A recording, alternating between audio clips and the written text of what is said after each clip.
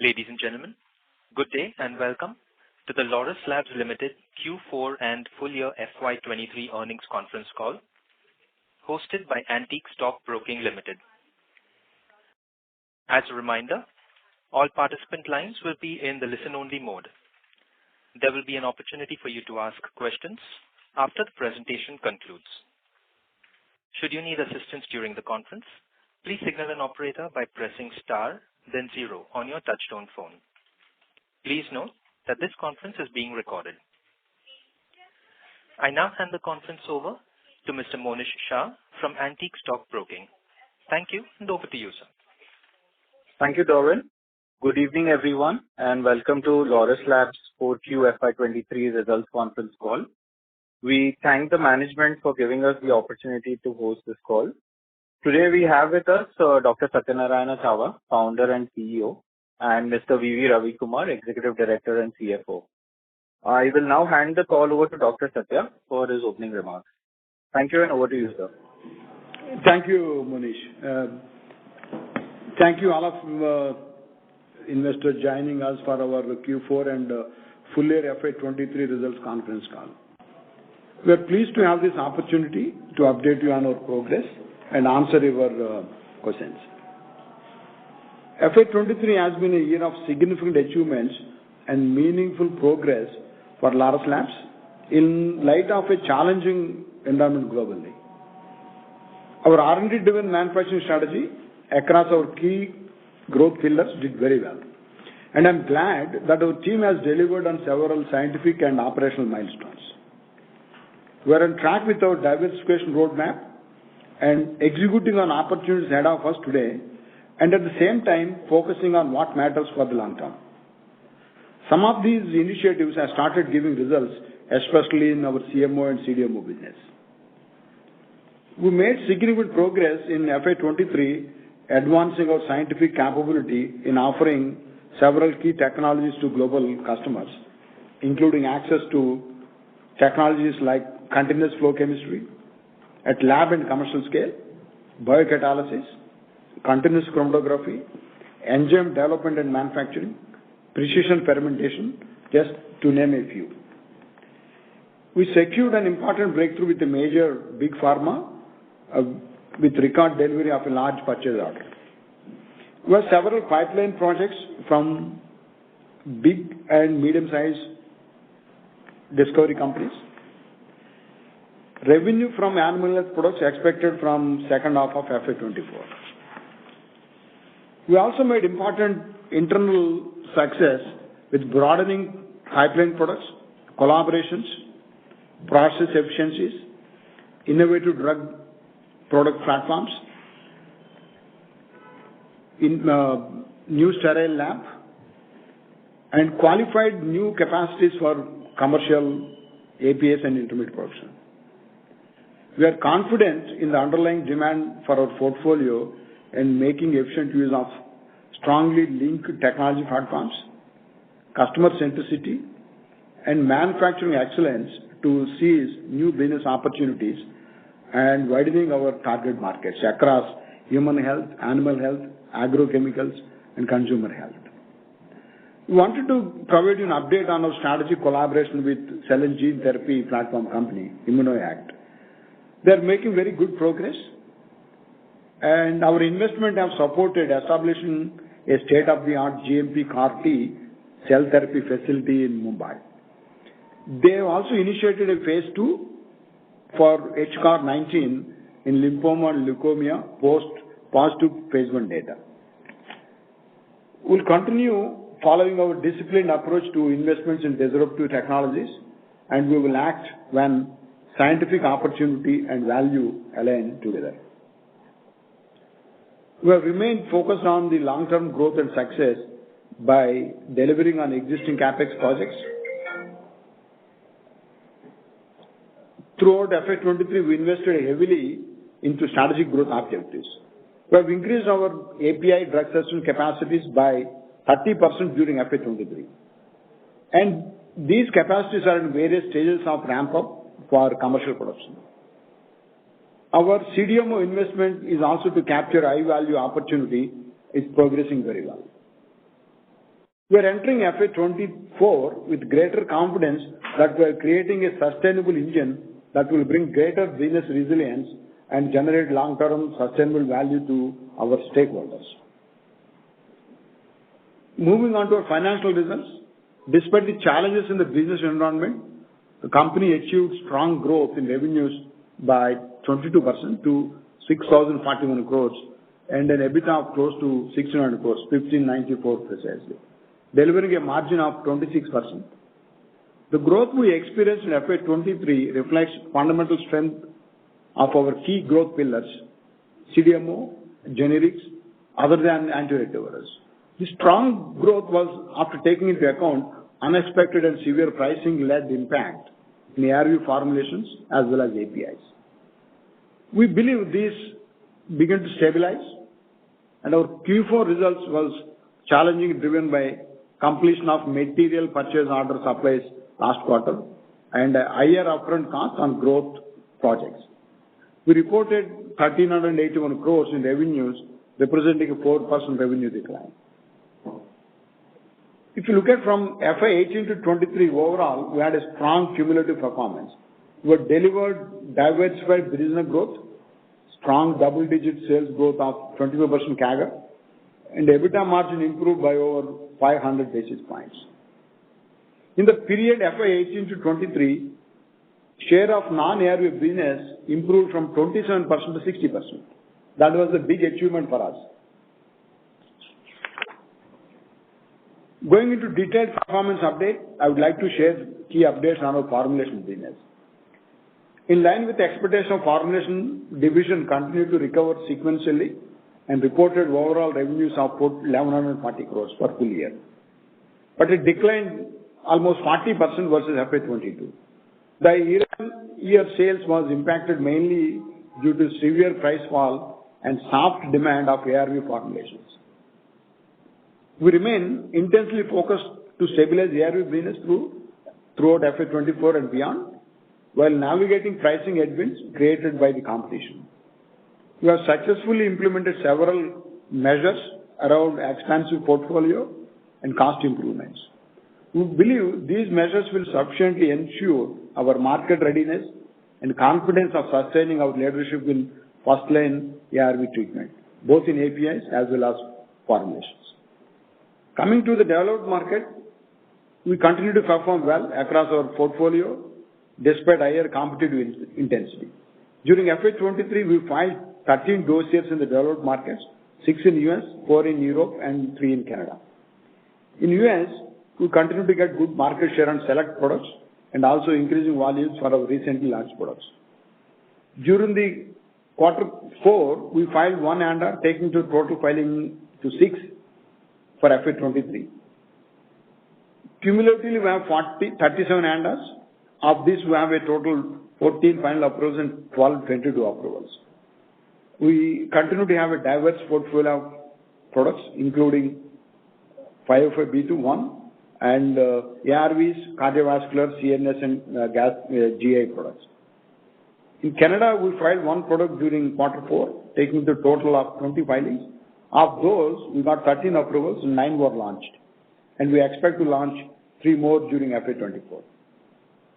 In the EU, we have a basket of 12 approved products, out of which 6 were launched, and we have continued to deepen our contract manufacturing relationship throughout the FY24 and anticipate more volumes in the coming quarters. During the year, we invested significantly into expanding our non-ARV formulation infrastructure with a total commissioned capacity of 10 billion units. We anticipate that some of these brownfield capacities that we added during this year should start to get better utilized during FY24 as we begin to see better demand, visibility in ARV business, CMO portfolio, and key product approvals across US, Europe, and Canada. On the R&D front, our overall R&D spend to sales was about 3.5%. We continue to make good progress and invest in portfolio with product-specific approach based on complexity and economies of scale. During FY23, we filed our first NDA for novel HIV pediatric product using oral dissolving films technology. And we intend to maximize opportunity by leveraging this platform to create innovative pipeline in other therapeutic areas. Our sterile R&D labs, which got commissioned during the mid-2022, is already working on several priority projects. We have a total of over 60 products in R&D pipeline, either under review or under development, having addressable market size of over $40 billion. We have filed so far 37 ANDAs in US, 15 dossiers in Europe, 20 in Canada, 9 with WHO, 7 dossiers in South Africa, 1 dossier in Australia, 20 dossiers in India, and 23 products filed in various ROW markets. As we explained multiple times, our approach remains product specific, not market specific. Going to generic API, our generic API division during FY23 reported strong and all-round growth of 28% to 2,609 crores, supported by continued CMO opportunities in APIs, as well as healthy growth in non-ARVs as well as onco APIs. Our antiviral API business delivered 21% growth, and we achieved 1,513 crores. This growth was partially due to low base effect, which was impacted by channel destocking. We continue to maintain a leading market share in the current product line. Onco API business reported a growth of 10% during FY23 at 318 crores. Q4 saw strong recovery following offtake in one of the key products.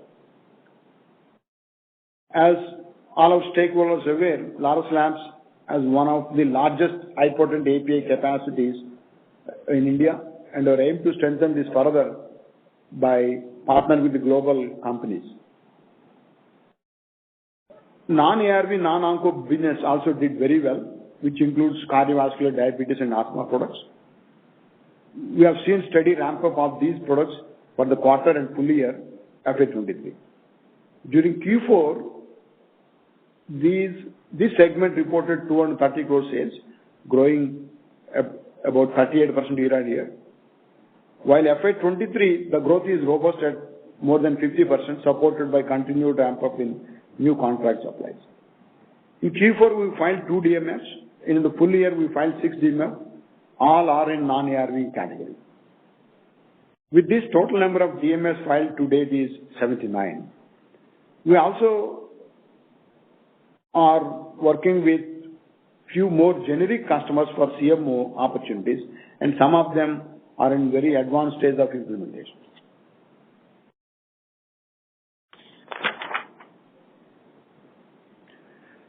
During the year, synthesis business recorded a sales of 2,167 crores, representing an increase of over 136% year-on-year. This growth was driven by high-quality delivery of a large order on time and accelerated demand from existing and few projects from new customers. We have further strengthened our partnership and signed several new clinical stage projects with a few big pharma customers. We continue to work on over 60 active projects and ongoing commercial supplies for about 10 products, including few APIs as well as several advanced intermediates. As indicated earlier, we are making good progress on new sites for CDMO division, both R&D center as well as manufacturing facility for animal health. New sites will have capabilities to handle steroids, hormones, and high-potent molecules apart from large volume products. Commercial GMP manufacturing of animal health products will begin during the second half of FY24. Going on to Laurus Bio. Bio generated a full year reported strong growth of 25% at 125 crores for the entire year. The growth was driven by substantial increase in the uptake of CDMO business. During FY23, we have enhanced technical expertise on biocatalysis to promote application of these in small molecule manufacturing, which will strengthen our offering in APIs and CDMO segment. We have completed scheduled expansion at R1, including new R&D block, along with balancing downstream equipment. And our new capacity implement in R2 is in the ramp-up phase with large-scale CDMO partners. New greenfield site in R3 is in design finalization phase. We expect expansion to happen in a phased manner. This site should further strengthen Laurus Bio capabilities in offering CDMO services in animal origin-free proteins, growth factors, apart from large-scale precision fermentation. We believe global opportunity in alternate food proteins is an exciting phase, and our focus is to have the right scale, cost, and functionality. This will drive our technology differentiation. Now let me turn on to our FY24 outlook. While we continue to focus on operational excellence and evolving R&D platform, we anticipate FY24 to be a consolidation year of sales growth. As mentioned before, we are working on several new projects from Big Pharma, and a meaningful contribution from these products likely to happen in the medium term. Also, new capacities invested during FY23 is expected to get optimally utilized towards second half of this year. With that, I will hand over this to Ravi to share some financial highlights. Yeah, thank you, Dr. Satya, and warm welcome to all the participants for our FY23 and Q4 earnings call. Total income from operations for the full year is at 6,041 crores against 4,936 crores with a growth of 32%. During the quarter, 1,381 crores registered as a revenue against 1,425 crores with a decline of 3% year-on-year. The gross margin for the full year was moderately down to 54.1%. This is largely due to significant price fall in ARV portfolio and change in product mix. Our EBITDA for FY23 is at 1,594 crores with 26%, whereas for the Q1, 21% with rupees 287 crores. For FY23, the business mix had positively contributed as margin pressure in ARV business got materially offset by increase in CDMO/CMO business, but the negative operating leverage on new capacities commissioned and higher inflation impact led to the margin fall compared to the last year. We are working on several initiatives around productivity and cost improvement to manage its impact in FY24. We are using three-pronged strategy. One is on the raw material price improvements. Second is on the process improvements. Third is on the in-house manufacturing of some of the intermediates for ARV. These three, we expect the impact will be minimized in FY24. Our diluted EPS for FY23 is rupees 14.6 with a decline of 5%. Our return on capital employed is at 23.1 versus the 26.3%. We have been able to manage due to better net working capital management when compared to the March 22 numbers. On the capex front, we are in line with 2,000 crore guidance for the 2 years, FY23 and FY24. 990 crores was spent on the capex side in FY23. Next FY24, our majority of our capex is on synthesis and bio, and almost like 800 crore we are trying to invest into the synthesis business. And the capex investment made in FY3 will start generating revenue from the second half of FY24.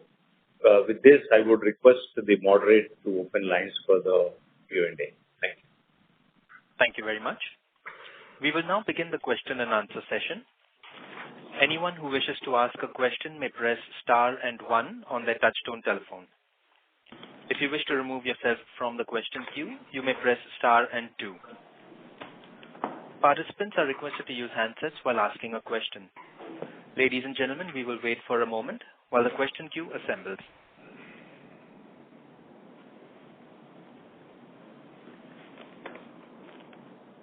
The first question is from the line of Ravi Agarwal from Agarwal Investment. Please go ahead.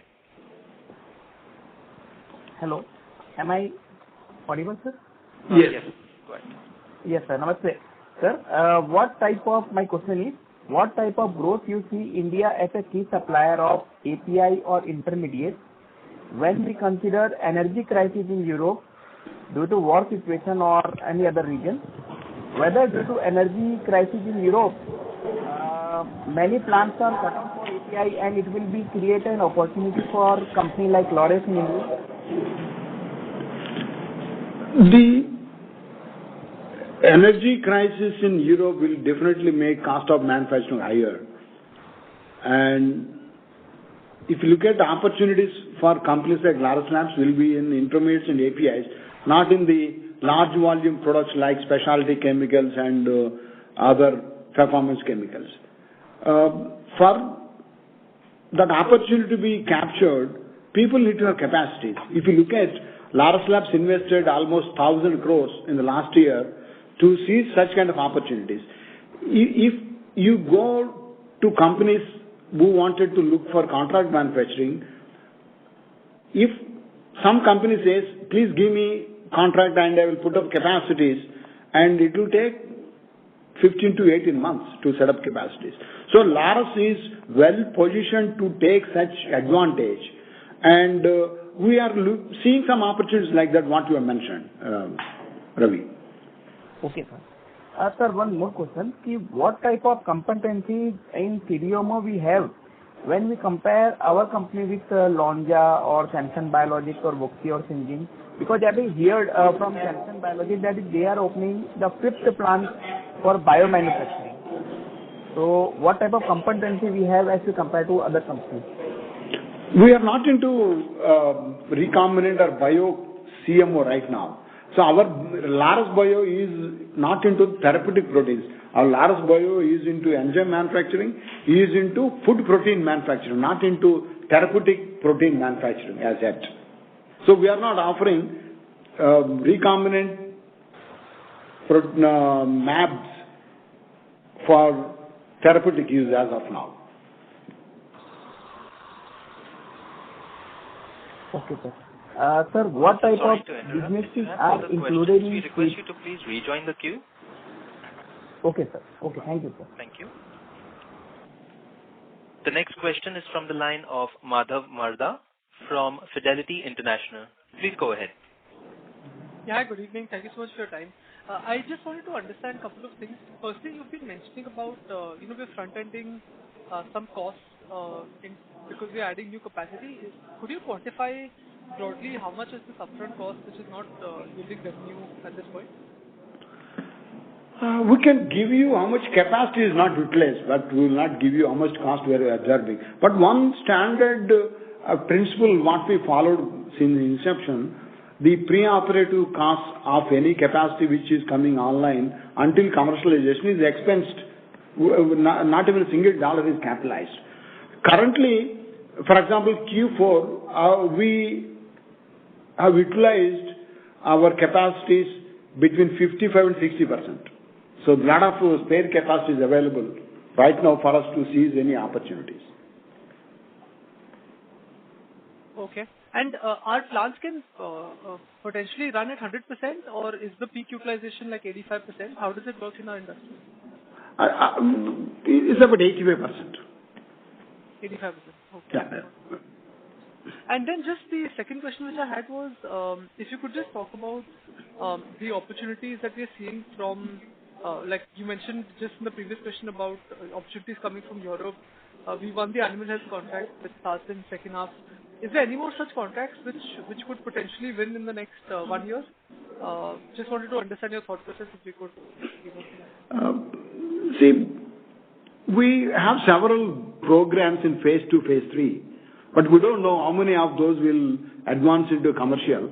So we have no control, and typically we don't get a contract for future supplies until the molecule moves into commercial phase. There are several programs we have, and good thing is we have capacities to capture those opportunities if they move into commercial phase. Understood. Okay. Thank you so much. Thank you. Thank you. The next question is from the line of Nishant Shah from MK Global. Please go ahead. Yeah, hi sir. Thanks for the opportunity. Basically my question is there any one-off in the revenue? One of the large contracts we executed, Big Pharma, we haven't considered any sales in FY24. Okay. Yeah. And what was the quantum? Sorry? What was the quantum of that project? Quantum we can't give you a number. We are not disclosed. Okay? Yeah. Thank you. Yeah. Okay, thanks. Yeah. Another question is on the outlook. What is your outlook on the near term and the long term? And you are talking of the cost improvement and the technology improvement, ongoing projects and pipeline and the new launches. Will you be able to maintain the 25% CAGR growth that you are saying, and any new addition of the geographies? Our growth will come from capturing more opportunities with the existing partners. We are not anticipating growth coming from new geographies. Okay. And is there any line item in the revenues which have occurred in this year or in this quarter that will not be a part of a next year or the future revenues? Sorry, your voice is not very clear. Is there any line item future revenues captured in the current year? No. Nothing, right? Yeah. Okay, and the last question is, if we are seeing the slowdown in the US and there are news of US may go into a recession, what kind of incremental impact that can be seen on the company? Our generic sales in US is not significant for us to get impacted. Okay. Thank you. Okay. That's on my side. Thank you. Thanks a lot. The next question is from the line of Harit Amit from Avendus Spark. Please go ahead. Good evening. Thanks for the opportunity. The 60% quarter-on-quarter growth that we've seen in the FDF business, we're trying to understand how much of that has come from ARV formulations versus the exports to US and Europe. So if you could share the ARV formulations number for the quarter, that would be helpful. Generic, in the quarter 4, we did 393 crores sales in formulations. Out of that, the ARVs is, I would say, 60% is ARVs and rest is non-ARVs. Okay. And going forward for the overall ARV business, in the past we had given guidance of around 2,500 crores of revenues for the API plus the FDF ARV combined. Are we maintaining that number for FY24 and beyond? Yes. We will definitely maintain that number in FY24 and beyond. Okay.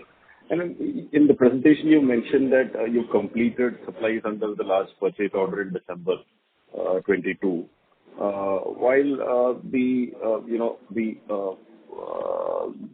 Pfizer has talked about continuing or guided for fairly large revenues from the product in calendar 23 as well.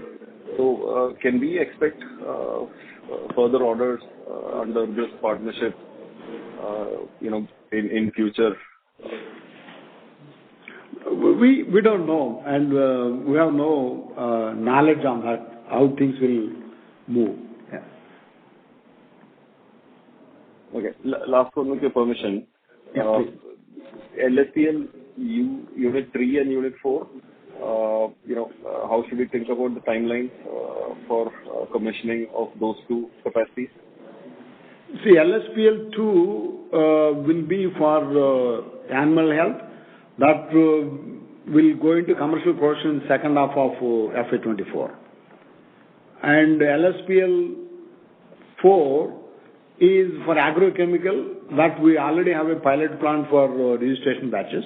And commercial production will happen maybe by second half of FY25. Okay. And we've had a couple of years of close to 1,000 crores of capex, and we're guiding for a similar number in FY24. How should we think about capex beyond FY24? Will there be a reduction in the capex intensity in the business? I think we take another quarter to give a guidance on an FY25. We are working on that. So probably maybe lesser than what we have spent in the current year and the next year. It all depends on what opportunities will come for us. See, if opportunities are there, we're happy to invest. See, 2 years back, we never thought we'll invest 2,000 crores in capex. But we're investing because there is a visibility for us what to make, how much to make, to whom to sell. Yeah. All right, sir. That's all from my side. Thanks for taking my question. Thank you. The next question is from the line of Bino Patiparampil from InCred Capital. Please go ahead. Hi. Thanks for taking my question. Just a couple of clarifications. So when you say FY24 is a consolidation year, can we assume that it is like broadly a flat year for at the revenue level?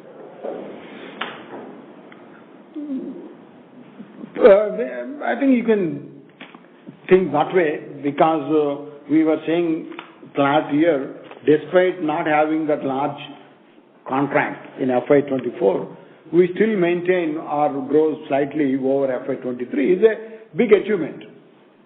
So we are not giving any quantitative guidance. Even you assume it will be flattish, despite not having that large contract, we will still grow over previous year is a good achievement. Understood. And the 4Q EBITDA margin level, is that a good base to work with? I'm not looking for any specific number for FY24, but generally, is that a good reference point for us to work forward?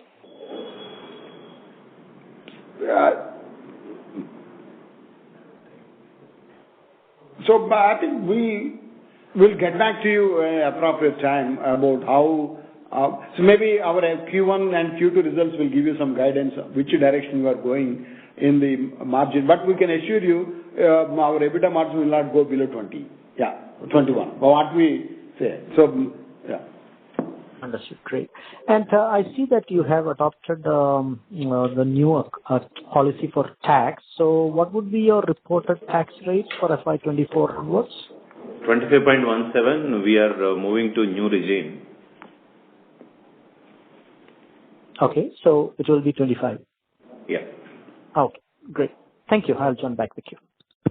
Thank you. Thank you. The next question is from the line of Jeevan Patwa from Sahasrar Capital. Please go ahead. Yeah, there's one question actually. So, this time... Sir, sorry to interrupt. The line for you is a little muffled. Okay. Hey. Okay, so I'm basically saying this quarter, formulation and API has picked up very well. But CDMO is actually much below expectations. So is there any kind of deferment of shipment or anything? No, there is no deferment of shipment, Jivanji. This is we delivered what orders we were supposed to deliver in Q4, we delivered. Nothing was deferred. Okay. Because even if I look at the whole year, and if I just remove that one time, not one time, but the large product delivery, one-time delivery, then the CDMO sales year-on-year doesn't look any growth. So CDMO, you can't have a flat, a straight line or so it will be depending on what customer needs we have to deliver. So it will be little bit bumpy sales you can expect in CDMO, not just for us, for any customer. Yeah. Sure. And secondly, the gross margin has actually dipped below 50% this time. So I'm asking this since last 2-3 quarters, I think. But I'm still not able to understand the gross margin trajectory has been down since last few quarters. So earlier there was last CDMO, the gross margins were almost 57-58%. Then CDMO percentage was same, but still gross margin actually came to almost 54% and 53%, and now it is below 50. So what kind of gross margin you think we can assume actually going forward? Is it 52, 53 is a good, consistent, sustainable gross margin we can assume? See, the gross margin impact was mainly due to depressed pricing in ARV, APS and formulations. Correct. As we implement some measures in process improvements, manufacturing cost improvement, purchase pricing improvement, these margins will improve. I will not give a quantitative number how much will improve, but definitely margins will improve. Okay, perfect, sir. And the last question is on the formulation side, any guesstimate on how much will be our utilization on per billion tablet basis? So how much will it be right now, and how much you think it will be at the end of the year? Currently, we are around 50% capacity utilization out of 10 billion. We expect that will go to 70% by end of FY24. Okay. Perfect, sir. Thanks a lot. Thank you. Yes. Thank you. The next question is from the line of Tushar Manudhane from Motilal Oswal Financial Services. Please go ahead. Yeah, am I audible? Yes, sir, you are audible. Sir, just on your guidance of FY24 remaining stable compared to FY23 in terms of the overall financial performance. So, will that be spread across 4 quarters, and considering that fourth quarter FY23 we had 100 crore PAT. So, should one expect rebound in Q4 FY24 onwards, or that will be more back-ended as the animal health contract picks up second half FY24? That's my first question. Tushar, actually, we don't want to give a guidance on the quarterly basis. Actually, on the annual basis, whatever Dr. Satya has indicated, that is based on annual. Okay. And just secondly, on this formulation capacity, while we had good number of ANDAs filed over past couple of years, but not seen so great traction, at least on the US generic side. So this new non-ARV formulation, where do we see the business prospects from? Is it more from ANDAs, or is it more from the customer-specific contracts? Significant growth in formulations in non-ARV will come from contract manufacturing, and also increased sales in Europe, increased sales in US and Canada. Okay. Thank you. That's it from my side. Thank you. Thank you. We have the next question from the line of Gaurav Singhal from Aspects Management, Hong Kong Limited. Please go ahead. Yeah, hi. Thanks for taking my question. So one is, can you share how many projects you have in phase 3 for the CDMO project or for the CDMO segment, or any other color on phase 3 that you're working on? We are only giving the total number of active projects over 60. We are not giving the detailed breakup of how many in phase 1, phase 2, phase 3. Yeah.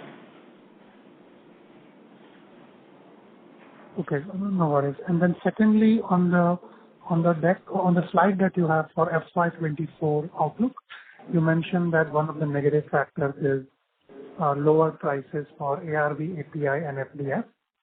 So, is this? Are you suggesting that the prices in FY24 can be lower from Q4?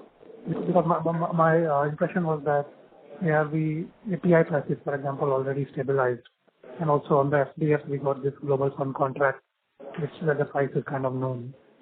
So maybe if you can share some thoughts on why you feel prices can be lower again in FY24. We don't expect the prices will be lower when compared to Q4 to Q1 FY24. We're not expecting that. We believe the ARV prices were bottomed out. Yeah. I see. So it's more fully at FY24 versus 23. Got it. And just one last thing. So on this global fund project for the ARV formulation, when do we expect to start the shipment, and what can be the cadence of the ramp-up? That's shipments started already. Yeah. Got it. Sorry, just one more, if I may. For the large project in CDMO, did we have any contribution of that in Q4, or did we have no contribution in Q4? No. The large order what we delivered has no contribution in Q4.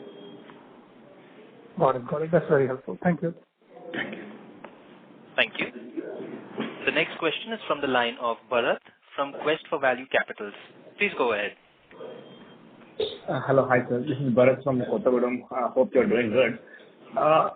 In the presentation, I see there is a new greenfield capex unit 9 for FDF in Hyderabad.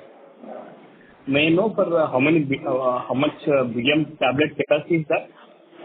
So that capacity we purchased land, but we haven't started construction of formulation facility in Hyderabad. Okay. Yeah, because we have it. The first facility will come up in that site will be sterile commercial manufacturing, and then followed by oral solid manufacturing. Okay. Thank you. Because I think in Vizag, we have we have already the civil structures ready, and then if we just add the lines, I think we could increase the capacity from 10 billion to 15 billion, I guess. 15 billion. You're absolutely right. Yeah. So that is the reason the new formulation capacity will come up in Hyderabad will be for sterile commercial manufacturing, not for oral solids. Okay. Yeah. Thank you. Thank you very much. Yeah. And my second question is this is more on the long term. I want to know your vision, 5 years down the line. May I know how you see the product mix changing? May I know how much could be the share of CDMO and bio together combined 5 years down the line? Very interesting question. Yeah. So this year, which is on discussion FY23, our CDMO revenue was 36%. CDMO and bio in 5 years it should be 50% maybe. 50%. Okay. That's only a broad number. Yeah. Broad number. Yeah. Got it. Yeah. That comes to my next question. We have many divisions now. If you see, we have human health CDMO, we have animal health CDMO, we have agro CDMO, we have bio, we have generic FDF, we have ARV as well. So I just want to know, do you think you have enough management bandwidth to manage all these divisions? Here, in the CDMO, how we define is part of CDMO or not. We are selling any product where technology comes from the partner and sell it to only one, that's CDMO for us. So there is no technology risk, there is no market risk, there is no pricing risk because all those are predetermined. So our management bandwidth is only in the manufacturing space, not in the business development space or procurement space. That's the easy business to handle for us. Yeah. Okay. Yeah, we have enough management bandwidth at this juncture, and we have been reviewing on a periodical basis, and as and when necessary, we induct more people into the system. Okay. And when you say that you want to aspire for 50% of share from CDMO and bio in 5 years from now, so it means I understand that the management focus is more towards CDMO than generic FDF. It's not focus. See, if you look at the investor presentation, what we posted. The revenues coming from non-ARV has gone up significantly. I just add one point. Yeah. Here, in your question, there is an answer. So when you say 50% to the CDMO and bio, the 50% is generics. It is not that we have an equal focus. Okay. Thank you very much. Yeah. That's it from my side. Thanks. Thank you. Thank you. The next question is from the line of Monish Shah from Antique Stock Broking. Please go ahead.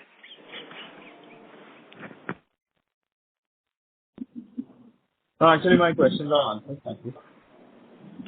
Thank you. The next question is from the line of Sneha Agarwal from Sage One Investment Managers. Please go ahead. Thank you so much for taking my question. Dr. Satya, you guided for FY24 revenue growth, albeit the large base of FY23. Just wanted to understand the growth guidance is also in terms of profitability, or it is more of top-line growth that you are more confident about? We'll give you more guidance as we declare results in Q1 FY24 and Q2 FY24. So we can't give you more granular details right now. No, not really looking at numbers here, but if you could just suggest whether this is in terms of top line or bottom line also. Gave a guidance on the top line. Okay. Okay. Thank you. And another question from my side would be the capex that we did in the last 2 years, FY22-23, and then the plan that we have for 24, all put together close to say 2,500 to 3,000 crores. In how many years subsequently do you think we could achieve full utilization of those capex? I think the current capacities will be fully utilized by FY25. Yeah. And I'm sure FY25 will put more capex to increase our capacities. See, if we don't increase capacities, the growth opportunities are also limited. So we need to continue to invest. See, if you look at, we have added 30% API capacity in the last 24 months. And we have added 50% more capacity in formulation in the last 24 months. So that's a significant improvement in capacity. Yeah. Yeah. So you're suggesting the capacity put up so far, at least for that we are expecting till 25. Yes. And just one last question, if I may, from my side. Sir, out of the 60 plus active projects that we have currently in the synthesis side, any new projects that we are expecting to go commercial in FY24? Just on the expectations side. I'm sorry, we can't give you those kind of details, but see, if we broadly mentioned, we are putting capacities, what to make, how much to make, whom to sell. At least there is clarity. Yeah. Sure. Yeah. Thank you. Thank you. Thank you. Thank you. The next question is from the line of Arun from Nuvama. Please go ahead. Hi, sir. My question related to two parts. One is that your CDMO business. I'm in your CDMO page in your PPT, which you have released. So if you look at your CDMO business is doing 200 crore on an average, if you exclude whatever the one number are. So just trying to understand that if you look at even 5 quarters, your CDMO business remain in same level, like 200 rupees, 200 crore per quarter, right? And what is the I mean say guidance you are giving for this business, because it has a very high base, and to matching that high base it will be very difficult even to achieve the same kind of number in FY25. Am I correct, or you have some different view?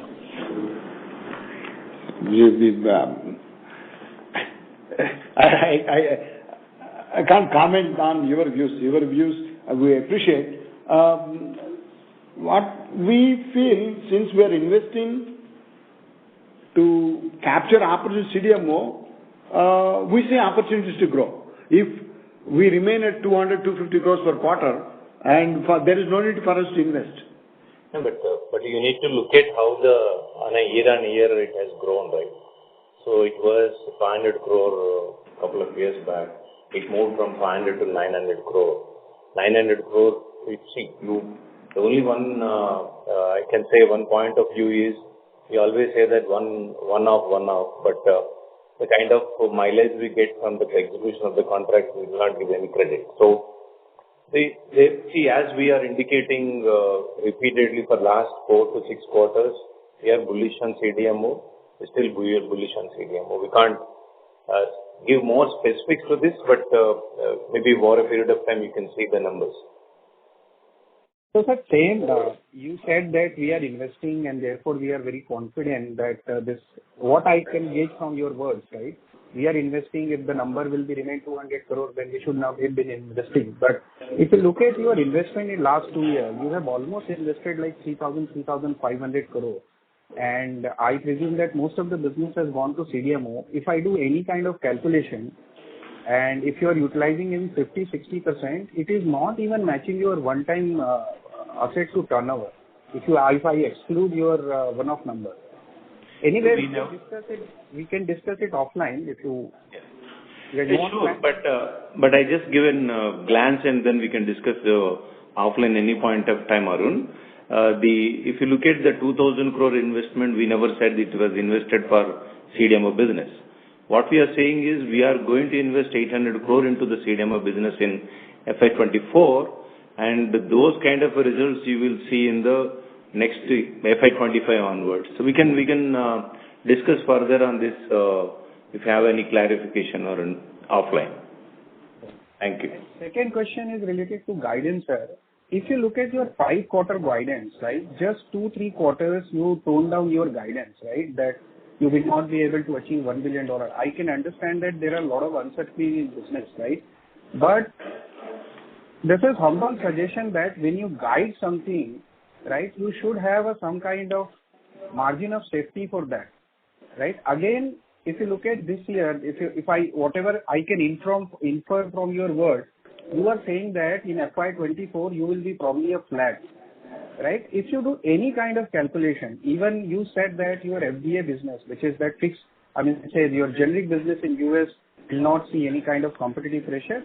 You answer for certain very specific question, which was that recession related. I can understand that recession may or may not, but in India or anywhere in the world, no generic company can guide that our business will not see any kind of pricing pressure. And you have done extremely well in last 12 to 15 months. So this is my humble suggestion that when you speaking with a lot of investors, at least 1,000 people are listening to you, at least have some kind of margin of safety when we speak as far as the guidance is concerned. This is my humble suggestion. Arun, thanks for your suggestion. What I mentioned, our formulation revenue coming from US is not that large to get impacted. That's the comment I made. I think Ravi want to make some comment. Arun, here, when we never gave any quantitative guidance till we gave $1 billion. Of course, our investor friends also make some kind of a provocative approach, in the sense, in a not a negative way, positive way, what you will do, how you will do. Then in one of the point, actually, we said $1 billion. In the next quarter, when we came to know that the $1 billion is not going to happen, we gave a guidance, revised guidance, and we are on par with our revised guidance. In our investor presentation also, we mentioned that. So we are cognizant of what we speak. It's not that we know, we are well aware, many people are watching us, and we also aware that how the performance has been improved for over several quarters, not 1 quarter or 2 quarters. And we also know that how we have been built the organization is. So in a 16-year time, we have invested 5,500 crores into capex. We have 6,500 families have been working for us. So we are very cognizant of it. We also know the margin of safety. Thank you. Thanks a lot, sir. Thank you. The next question is from the line of Saurabh Kapadia from Sundaram Mutual Fund. Please go ahead. Yeah, thank you for the opportunity. So what is the one-off in Q4 that impacted our EBITDA margins?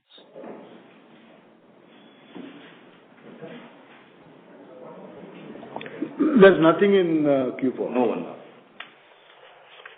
Okay. So how should we look at the margins for 24? Like you mentioned about the top line to be probably maintained at FY23 level, but any color on margins? How we should look at the margins now in 24? As we mentioned, I think you will get more clarity and color when we give results for Q1 and Q2 FY24. I think we will leave at that stage.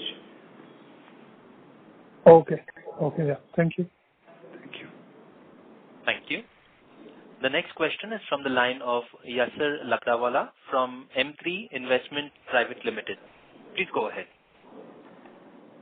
Good evening, Dr. Chava and team. I had a basic question on our, on a non-ARV API side. Probably the oncology API business is a low volume, sort of high value API business. But what about the other APIs there? So, what is our right to win in the other APIs? Are they large volume products? Do we have some cost advantage there? To give some, qualitative insight, and just follow from that, are these older or newer molecules? Basically things that have lost IP protection in the near in the recent past. If you could give some color on that, that'd be very helpful. Sure. So if you slice the API revenues of 2,600 crores, we mentioned 1,530 crores coming from ARV APIs, and 328 crores is coming from oncology, 318 crores, and about 780 crores is coming from non-ARV, non-onco. I think at that, say, let's 770 crores, half of that revenue coming from contract manufacturing of generic APIs to generic customers. Okay. So we are offering manufacturing as a service to our generic companies where they include our site into their DMF.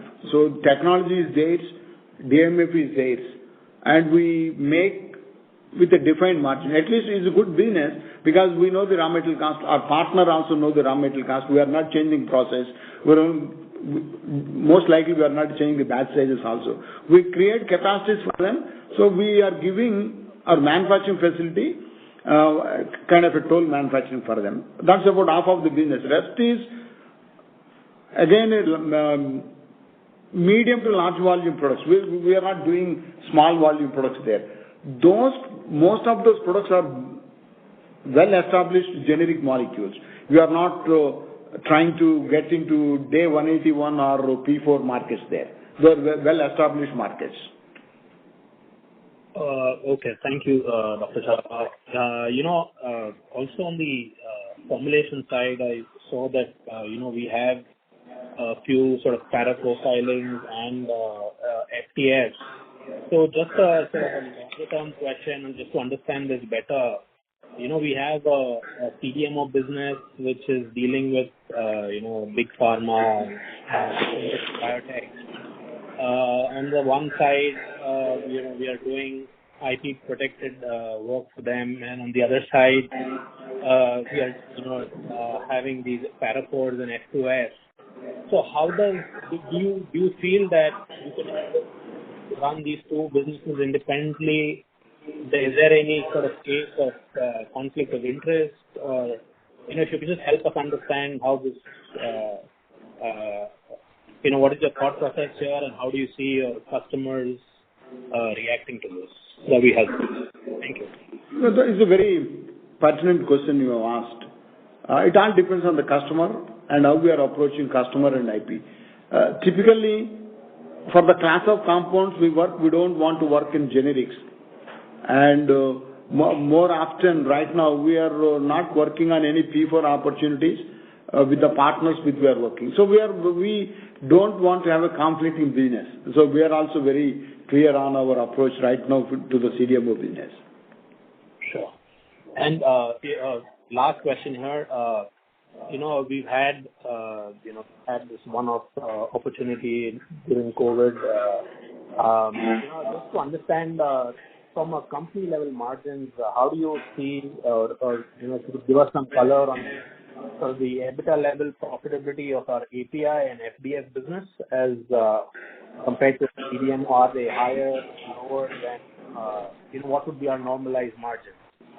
We gave a qualitative guidance that in the order of increasing profitability, APIs, formulations, and CDMO. That's the only guidance we gave, and we stick to that. We don't want to give you any absolute numbers there. Yeah. No worries. Thanks a lot, Dr. Chava. Thank you. Thank you. Thank you. The next question is from the line of Gaurav Singhal from Aspects Management Limited. Please go ahead. Hi, thank you for taking my question again. So just one follow-up. On the CDMO side, can you share some thought on the competitive landscape and the supply of capacity that is coming up in India, and also specifically for Laurus Labs? Some of the advantages I can see obviously is you're working on 60 active projects, so as they get commercialized, you can be the vendor of choice, and then you also completed this large project on time. Are there any other advantages that can help us stand versus the competition when we look at the new supply for CDMO in India? The Indian CDMO companies are well positioned to capture the opportunities because of supplier diversification initiatives by Big Pharma. I think it is a good opportunity not just for Laurus. There are many other CDMO companies will do very well. That's what we feel. The advantages are the ability to create capacities, the ability to recruit people to support the capacities, and the current global scenario is also helping India to get more projects. I'll put it that way.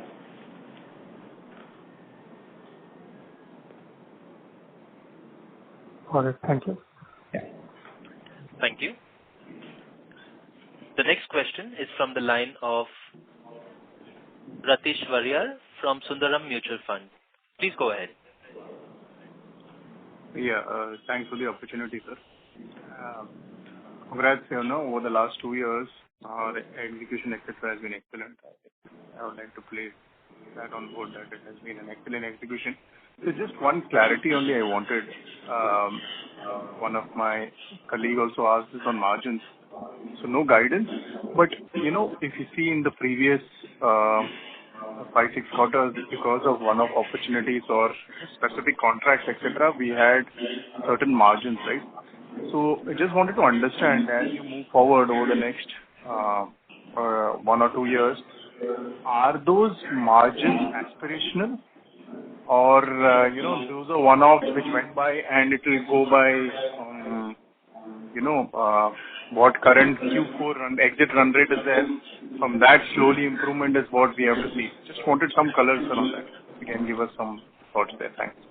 When the business was very prosperous, so even before this large contract, we were inching towards 30% to EBITDA, even before this large contract from global pharma company.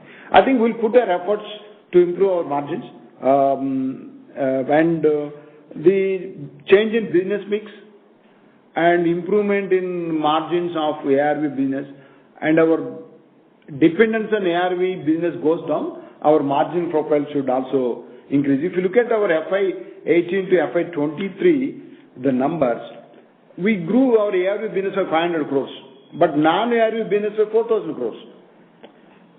So, but the another challenge what we are having is, since we are adding a lot of capacity, that a lot of deleverage is happening. So as we move away from deleverage to leverage of our capacities and teams, I think our margins will improve. Yeah. Okay. Just one more follow-up, sir. Regarding, the revenue guidance, so I'm not asking for any numbers. here when we are saying consolidation, etc. This is, we are saying based on still we are left to sign certain contracts, as you're saying, they're in pipeline. Because of that, we are not that confident from a guidance perspective, or we want to be more cautious this time. Thanks. Want to be more cautious.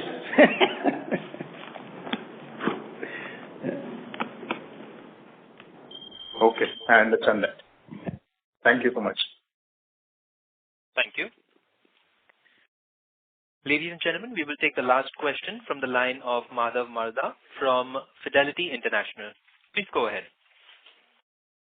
No, I just had one last question. In the PPT in the beginning, you had mentioned about, want to invest up to 10% of profits on disruptive technologies. Has it already started in the previous quarters, or this is something we will be starting FY24 on this? When we mentioned disruptive technologies, the investment we made in ImmunoAct is part of that. And we are evaluating few more opportunities. We are also very conscious not to invest more than 10% of our profits in such kind of initiatives. So we did one, and we are evaluating one more, and probably when it is materialized, we will let you know. Yeah. So sir, has this already happened?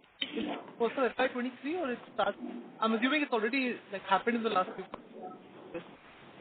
This will happen in FY24. The new investment will happen in 24, not in FY23. Our investment in ImmunoAct happened in FY22 actually. FY22. FY23 we haven't done any such investments.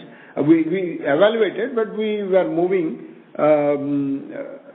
forward, and we will let you know when we will need something there. And this is 10% of PBT or EBITDA? What is profit stream?